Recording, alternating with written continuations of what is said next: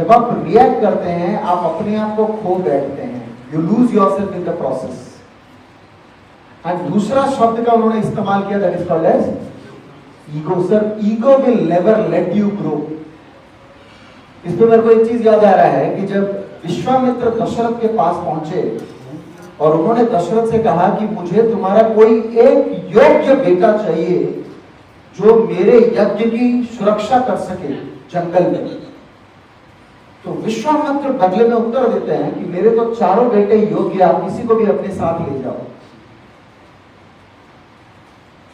विश्वामित्र मुस्कुराए और कहे कि नहीं, तुम्हारा चारों बेटे योग्य नहीं है, मुझे राम मेरे पास चाहिए। दशरथ के मन में सवाल उठा कि राम को ही अपने पास क्यों चाहते हो? इसको गौर से सुनिएगा सर। जीवन में क्या होता ना सर, एक समय के बाद अहंकार रावण को छोड़ा नहीं, फिर हम किस खेत की मूली? उत्तर देते हैं, यौवनम धन संपत्ति प्रभुत्वम अविवेकता एकम अपि अनर्थाय किम यत्र चतुष्टय। अगर इन चारों में से कोई भी एक चीज किसी भी व्यक्ति के पास आ जाए तो वो व्यक्ति ज्यादा अहंकारी हो जाता है, और अहंकार का बाई प्रोडक्ट होता है रिएक्ट। रावण के पास पंच कन्याओं में सबसे पूजित सुंदर नारी मंडोदरी जैसी पत्नी होने के बावजूद भी उसकी अहंकार और बुरी नजर सीता पे पड़ी, जिसकी वजह से उसका विनाश हुआ। So now the point is, ये चार चीजें कौन सी है? यौवन, जवानी। जवान लड़के को आप रास्ते में देखेगा, वो जब बाइक चलाता है,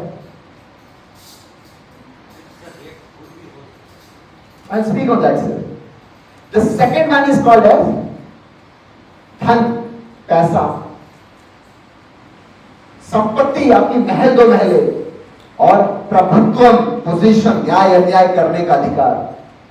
अगर इन चारों में से कोई भी एक चीज किसी भी व्यक्ति के पास आ जाए तो अहंकार फ्री में आता है, इससे बच के रहिएगा सर। दैट इज कॉल्ड विनाश काले विपरीत बुद्धि। बहुत सही चीज इन्होंने फरमाया सर ने, दैट जवान लोग इसको ध्यान से सुने, अपनी इच्छाओं को अपनी काबू में बांधे रखो, वरना ये शौक गुनाहों में बदल जाते हैं। रुकना कहां है ये जानिए सर। मैं आप सबसे रिक्वेस्ट करूंगा कि प्लीज नीरज जी के लिए जोरदार तालियां बजाइए। मैं सर के साथ मैंने कभी इंटरेक्ट नहीं किया था, लेकिन कल जब हम लोग बैठ के मैंने इंटरेक्ट किया, I found him such a wonderful person, trust me. And फिर मैंने सर से सवाल किया कि सर आप दिन में कितना टाइम रीडिंग करते हैं, ये बताइए मेरे को। And the moment that he said, before उनके बोलने के पहले मेरे को मालूम था वो answer. Very rightly mentioned that he is reading minimum 1.5 hours every day.